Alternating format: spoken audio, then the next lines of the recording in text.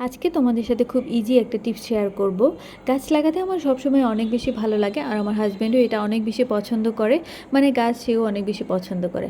আমি সবসময়ই চাই আমার বারান্দাটা গ্রিন থাকবে। ফুল হতে হবে এরকম না, গ্রিন থাকলেই হলো। সেটা হতে পারে যে কোনো ধরনের গাছ। আমার তো মনে হয় আমি যখন সবুজের দিকে তাকাই আমার চোখ দুটো অনেক বেশি পিচ ফিল করে। তো বেশ কিছুদিন আগে আমি কয়েকটা গাছ কিনেছি, আর সেটার জন্য টব খুঁজতেছিলাম। আমার সাদা টব সবসময় অনেক বেশি পছন্দ, আর সাদা টবের মধ্যে যদি তুমি গ্রিন গাছ লাগাও সেটা দেখতে অনেক বেশি সুন্দর লাগে, অনেক বেশি অ্যাস্থেটিক লাগে। মানে তোমার পুরো লুকটাই চেঞ্জ হয়ে যাবে। সেটা যেখানেই লাগাও, তুমি রুমে লাগাও অথবা বেলকনিতে লাগাও। তবে একটা প্রবলেম হলো সাদা টবের দামটা একটু বেশি অন্যান্য টবের থেকে। আমি সেদিন আরএফএলের শোরুমে গিয়েছিলাম কিছু টব কিনতে। আমি দাম শুনে জাস্ট আমি 3টা টব কিনে নিয়ে চলে আসছি।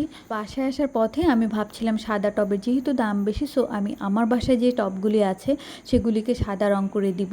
তো পরের দিন আমি সাদা রং আর থিনার নিয়ে চলে আসি, আর এটাকে প্রথমে আমি এক কোট করে দিয়েছিলাম, আর এটা শুকানোর পর আমি আবার সেকেন্ড টাইম আরেকটা কোট দিয়েছি। এটা সাদা রং করার পর দেখতে এত বেশি সুন্দর লাগতেছিল, ভিডিওতে কিন্তু তেমন একটা বোঝা যাচ্ছে না। রং শুকানোর পর আমি সবগুলি টপকে একসাথে করে একটা ভিডিও করে তোমাদের সাথে শেয়ার করব। সেই পর্যন্ত সবাই ভালো থেকো, সুস্থ থাকো, আল্লাহ হাফেজ।